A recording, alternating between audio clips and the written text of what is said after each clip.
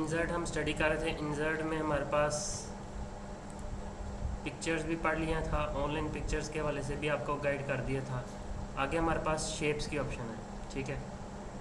जैसे हम picture insert करते हैं वैसे ही हम अगर कोई शेप इंसर्ट करना चाह रहे हैं, और शेप्स बड़ी इंपॉर्टेंट है इंसर्ट करने के हवाले से। हम इसको सिंपल कंसीडर करते हैं, लेकिन ये जब इंसर्ट करनी हो तो फिर किसी भी स्टाइल, किसी भी डिज़ाइन में जो है वो हम इनको इंसर्ट करके उसके अंदर टेक्स्ट इंसर्ट या टेक्स्ट राइट कर सकते हैं। तो अब जैसे ही हमने ये शेप ऐड की है तो हमारे पास ड्राइंग टूल्स ओपन हो गए हैं, ठीक है, जो शेप के ऊपर अप्लाई होंगे। शेप जो हमने इंसर्ट की है उस पर अप्लाई होंगे, ठीक है। सबसे पहली ऑप्शन हमारे पास इसमें शेप के स्टाइल हैं जो कि हम अभी फ़िलहाल इंसर्ट कर चुके हैं। तो अगर इस शेप को हमने चेंज करना है तो एडिट शेप में जाके चेंज शेप की ऑप्शन है, तो उसको हम चेंज भी कर सकते हैं, ठीक है। और उसके बाद हमारे पास एडिट पॉइंट्स है कि हम अगर इसको शेप को कहीं कहीं से हम अपनी मर्ज़ी से क्रिएट करना चाह रहे हैं तो यहाँ से हम उसको मैनुअली अपनी मर्ज़ी से वाइड भी कर सकते हैं, फैला भी सकते हैं, और हम उसको अनवाइड भी कर सकते हैं। उसके बाद हमारे पास ऑप्शन आ रही है ड्रॉ टेक्स्ट बॉक्स की।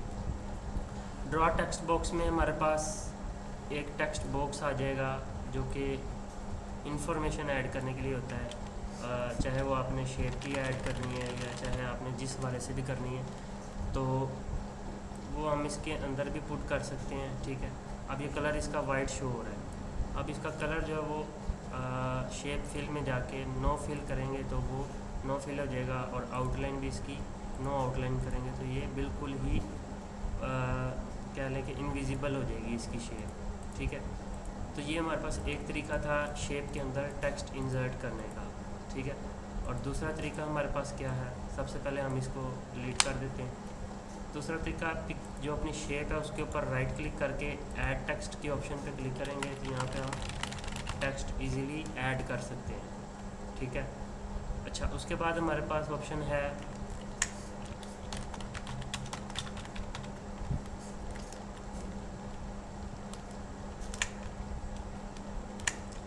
उसके बाद हमारे पास ऑप्शन है इसके कलर्स, शेप्स के कलर, ठीक है। यहाँ पे हमारे पास शेप के कुछ स्टाइल हैं जो कि ग्रेडियंट फिल देते हैं इसको। कलर जो प्रोमिनेंट कलर नहीं होता, शेप फिल में हमारे पास सिंपल कलर्स आ जाते हैं। ये वैसे इतना यूज़ नहीं होते क्योंकि ये एक लोकल वाइब या एक इतना अच्छा इंप्रेशन नहीं डालते हैं। उसके बाद हमारे पास अगर यहाँ से हम कोई कलर चूज़ कर लेते हैं रेड, ठीक है, तो उसी ऑप्शन में दोबारा जाके ग्रेडियंट में हमारे पास इसको शेडिंग लुक देने का भी ऑप्शन है, ठीक है। तो जो यहाँ से एक अच्छी लुक देगा और इसको हम इंसर्ट कर सकते हैं। उसके बाद हमारे पास टेक्सचर की ऑप्शन है कि आप कलरफुल नहीं देना चाह रहे, कोई टेक्सचर ऐड करना चाह रहे हैं तो यहाँ से हम टेक्सचर भी अप्लाई कर सकते हैं। आगे हमारे पास शेप के इफ़ेक्ट्स हैं, सेम वही इफ़ेक्ट्स हैं जो कि हम उसमें पढ़ चुके हैं पिक्चर में। तो ये आपको इस चीज़ के बारे में सारा पता होगा, ठीक है। Shadow, reflection, glow, soft edges, bevel और 3D रोटेशन, ठीक है। जितनी चीज़ें ये वो हैं वो हमारी शेप पिक्चर पे भी अप्लाई होती हैं और शेप पर भी। इतना सेक्शन हमारे पास था शेप के लिए, ठीक है, शेप की एडिटिंग के लिए। अब आगे हमारे पास शुरू हो रहा है वर्ड आर्ट, यानी वर्ड जो इसके अंदर हमने टेक्स्ट ऐड किया है उसकी सेटिंग, उसकी एडिटिंग और उसकी फॉर्मेटिंग, ठीक है। यहाँ से हम इसका कोई भी स्टाइल चूज़ कर लेंगे, वो स्टाइल इस पर अप्लाई हो जाएगा। टेक्स्ट फिल अगर किसी और कलर का करना है, रेड कलर का करना है, तो यहाँ से हम किसी भी कलर में उसको फिल करवा सकते हैं, ठीक है। उसके अलावा टेक्स्ट आउटलाइन आ रही है, ठीक है। आउटलाइन इसके ज़ाहिर है टेक्स्ट की आउटलाइन जो है वो किस कलर की होनी चाहिए, उसकी गहराई कितनी होनी चाहिए, ठीक है। ये सारी ऑप्शन यहाँ पर मौजूद है। और टेक्स्ट इफेक्ट्स में भी हमारे पास shadow, reflection, glow, bevel, 3D rotation, और ये एक न्यू ऑप्शन है ट्रांसफॉर्म। इसमें टेक्स्ट जो है वो सर्कुलर अरेंज हो जाता है, या मतलब कई किस्म के इसके स्टाइल हैं, तो हम यहाँ पे वो अप्लाई कर सकते हैं अगर आप अप्लाई करना चाहें। उसके बाद टेक्स्ट की डायरेक्शन आ जाती है। टेक्स्ट की डायरेक्शन में हम इसको किसी भी डायरेक्शन में मूव करवा सकते हैं, और इजीली इसको फ़िलहाल हॉरिजॉन्टली रहने देते हैं क्योंकि यही बाय डिफ़ॉल्ट है और यही अच्छा लग रहा है। अच्छा, टेक्स्ट इफेक्ट्स तक हमने स्टडी कर लिया है। उसके बाद टेक्स्ट की डायरेक्शन की ऑप्शन आ रही है, ठीक है। यहाँ से हम अपनी शेप का साइज़ जो है वो इंक्रीज़ कर लेते हैं और टेक्स्ट की डायरेक्शन यहाँ से हम किसी भी एंगल में रोटेट करवा सकते हैं और वो उसी एंगल में जो है वो रोटेट हो जाएगी।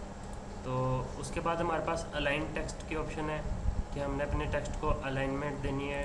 तो यहाँ पे 3 ऑप्शन है, टॉप, मिडल और बॉटम, ठीक है।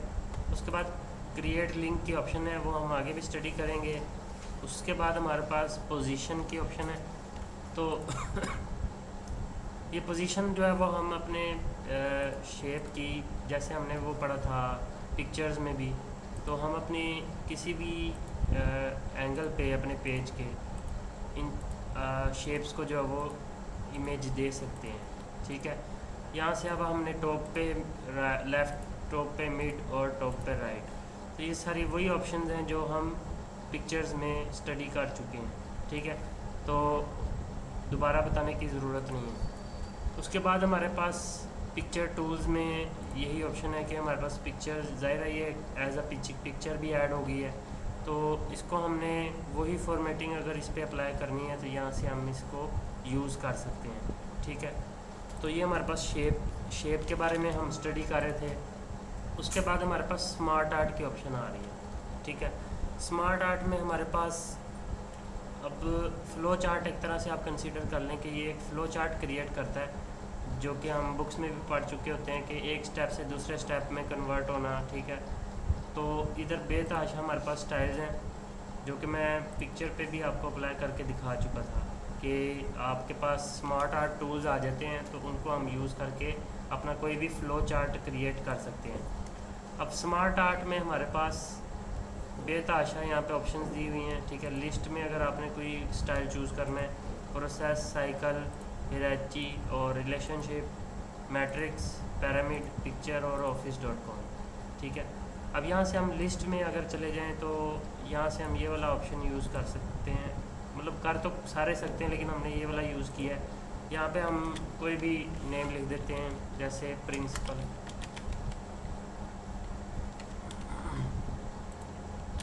टीचर,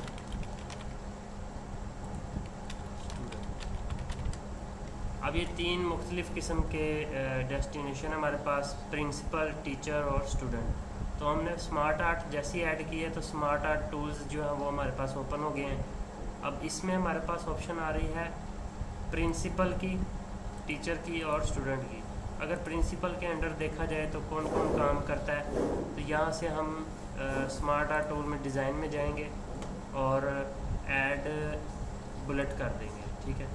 तो जैसे हम पॉइंट लिखेंगे टीचर, तो वो यही शो करवा रहा है कि प्रिंसिपल के अंडर टीचर काम करते हैं, ठीक है।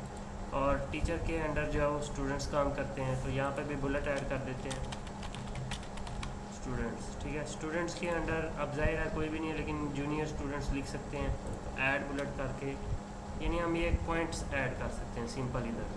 तो यहाँ पे हम सिंपल जूनियर स्टूडेंट लिख दें, ठीक है। अच्छा, यहाँ से डाटा ऐड करने की ऑप्शन है। अब आगे ऐड शेप की ऑप्शन आ रही है कि अगर आपने मज़ीद कोई शेप ऐड करनी है तो फिर यहाँ पे एक न्यू शेप ऐड हो जाएगी अगर आपने ऐड करनी है, ठीक है। आगे टेक्स्ट पेन की ऑप्शन है। टेक्स्ट पेन में भी हमारे पास, अगर आपने इधर डाटा ऐड करने में आपको मुश्किल आ रही है तो आप यहाँ पे भी डाटा ऐड कर सकते हैं जो कि उधर ही लिखा जाएगा, ठीक है। तो ये हमारे पास डाटा ऐड करने के लिए जस्ट एक टेक्स्ट पेन की ऑप्शन है। उसके बाद हमारे पास प्रमोट और डीमोट की ऑप्शन है, यानी अगर हमने इस वाली ऑप्शन को प्रमोट करना है, यानी ये जो इसके अंडर काम कर रहा है इसको हमने प्रमोट करना है, या स्टूडेंट्स के अंडर जूनियर स्टूडेंट्स जो हैं वो काम कर रहे हैं तो हमने उनको प्रमोट करना है, तो हम जस्ट प्रमोट पर क्लिक करेंगे तो वो भी एक ओनरशिप में आ जाएंगे, ठीक है। तो वो भी सेक्शन, यानी किसी के अंडर काम करने के बजाय वो अपनी एक इंडिपेंडेंसी में आ गए हैं, ठीक है, कि वो अब खुद इंडिपेंडेंट हो गए हैं, किसी पे डिपेंड नहीं करते, ठीक है। उसके बाद हमारे पास इसकी अलाइनमेंट है, राइट टू लेफ़्ट करेंगे या लेफ़्ट टू राइट, ठीक है। उसके बाद हमारे पास रैंक, अगर किसी का बदलना है तो हम इसको मूव अप कर देंगे, और जितना मूव अप करेंगे वो उतना मूव अप हो जाएगा, डाउन करेंगे तो डाउन हो जाएगा, ठीक है। आगे हमारे पास ऑप्शन आ रही है लेआउट की। फ़िलहाल अभी इसका लेआउट नहीं इंसर्ट हो सकता क्योंकि ये हमने स्टाइल ही ऐसा चूज़ कर लिया है, ठीक है। और अगर मैं यहाँ से बुलेट्स वगैरह हटा देता हूँ तो मे भी फिर ये इस पर अप्लाई हो सके, ठीक है। बुलेट्स वगैरह हटा देते हैं तो फिर शायद लेआउट पे काम किया जा सके यहाँ से। अच्छा, लेआउट से मुराद मैं आपको वैसे बता देता हूँ, हम कोई भी स्टाइल यहाँ से चूज़ करते हैं। जैसे अब हमने यही चूज़ किया हुआ है और डाटा ऐड कर दिया है, ठीक है। यानी हमने यहाँ पे डाटा ऐड कर दिया था और यहाँ से हम कोई भी आप स्टाइल इस डाटा के हिसाब से कन्वर्ट कर सकते हैं, ठीक है। एक दफ़ा डाटा आपने लिख लिया है तो वो किसी भी स्टाइल में जो है वो कन्वर्ट हो सकता है। तो यहाँ पे हमारे पास आगे इसके कलर्स हैं, आप इसको अगर डिफरेंट किस्म के कलर्स देना चाह रहे हो। उसके बाद हमारे पास इसकी 3D इफ़ेक्ट्स हैं, ठीक है, वो आपको नज़र आ ही रहा होगा, ठीक। जब एक दफ़ा इस पर हम अपना 3D इफ़ेक्ट अप्लाई कर लेंगे, जैसे अब ये 3D इफ़ेक्ट अप्लाई हो गया, नेक्स्ट ऑप्शन में रीसेट ग्राफिक की ऑप्शन है कि हम अपने जितने भी ग्राफिक्स इस पर हमने अप्लाई किए हैं उन सबको हम रीसेट कर सकते हैं। तो जैसे ही हम इस पर क्लिक करेंगे तो वो प्रॉपर अपनी पोजीशन पे वापस आ जाएगा जैसे वो पहले था। आगे इसी के अंदर फॉर्मेट की ऑप्शन है और उसमें ये चंद पहले वाली ऑप्शंस कुछ हैं जो हमें न्यू मिल रही हैं। चेंज शेप अगर हम करना चाहें, जैसे अब हम इन सब को सिलेक्ट करेंगे तो हम इनकी शेप जो है वो जिस हिसाब से भी चेंज करना चाहें वो उस हिसाब से चेंज हो जाएगी, ठीक है। यानी जो भी शेप हम सिलेक्ट करेंगे ये वही शेप में कन्वर्ट हो जाएगा। उसके बाद लार्जर की बात हो रही है कि आपका साइज़ है वो इंक्रीज़ हो जाएगा, स्मॉलर में हमारा जो साइज़ है वो डिक्रीज़ हो जाएगा, शेप का साइज़। आगे वही ऑप्शन है जो हम स्टडी कर चुके हैं पहले, पिक्चर्स पे भी यही अप्लाई होती हैं और शेप्स पे भी, ठीक है। तो इंसर्ट में ये था हमारे पास स्मार्ट आर्ट। उसके बाद ऑप्शन आ रही है चार्ट की, ठीक है, कि चार्ट हमारे पास किस काम के लिए यूज़ होता है। कैलकुलेशंस करके अपने भी किसी भी डाटा के बेस पर कोई भी ग्राफ शो करवाना वो चार्ट की सूरत में ऐड किया जा सकता है। यूजुअली वैसे तो हम चार्ट्स जो हैं वो एक्सेल में स्टडी करेंगे, लेकिन अगर हमने MS वर्ड में भी ऐड करना है तो हम ऐड कर सकते हैं। तो जैसे हम चार्ट पे क्लिक करेंगे हमारे पास चार्ट्स के लेआउट ओपन हो जाएंगे।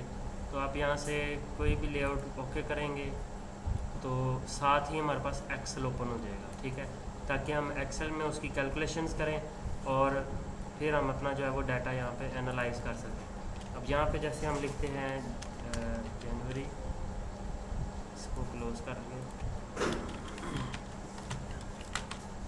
तो जैसे जैसे मैं डाटा ऐड करूँगा प्रीवियस ग्राफ में या चार्ट में वो चीज़ें ऐड होती जाएंगी।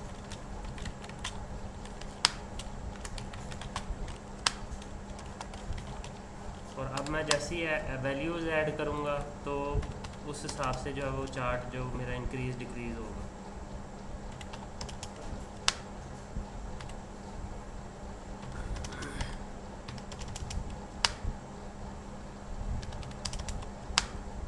ठीक है, तो ये हमारे पास जिस तरीके से भी हम चार्ट को ऐड करेंगे तो फिर हम उसी तरीके से जो है वो डाटा को ऐड करेंगे, उसी तरीके से चार्ट जो है वो हमारा ऐड हो जाएगा। और यहाँ से हम क्लोज़ कर देंगे तो हमारा जो चार्ट है वो इंसर्ट हो जाएगा। तो जैसे ही हमारा चार्ट ऐड हो जाएगा तो यहाँ पे चार्ट टूल्स ओपन हो जाएंगे। यहाँ पे उसके कलर्स हैं, आप कलर चेंज कर सकते हैं, ठीक है। और यहाँ पे उसके कुछ डिज़ाइंस हैं और ये बाकी चीज़ें हम जो है वो एक्सेल में स्टडी करेंगे। इंसर्ट में उसके बाद हमारे पास ऑप्शन आ रही है स्क्रीनशॉट की, ठीक है। स्क्रीनशॉट जैसे हम स्क्रीन क्लिपिंग पे क्लिक करेंगे तो प्रीवियस जो भी चीज़ होगी, ठीक है, जैसे अब हम ये वाला एरिया क्रॉप करते हैं तो वो हमारा जो है वो ऑटोमेटिकली इंसर्ट हो जाएगा हमारे डॉक्यूमेंट में, ठीक है। अभी फ़िलहाल वो इंसर्ट नहीं हुआ, बल्कि हुआ है पर वो शो नहीं हो रहा। तो हम कोई ऐसी पिक्चर बिहाइंड पे जो है वो ओपन करके रखते हैं ताकि वो हम स्क्रीनशॉट लें तो आसानी से ऐड हो जाए, ठीक है। यहाँ से हम अपना वर्ड ओपन करते हैं, स्क्रीनशॉट पे जाके स्क्रीन क्लिपिंग पे, और यहाँ से हम जितना भी एरिया ड्रैग करेंगे उतना एरिया जो है उसमें इंसर्ट हो जाएगा।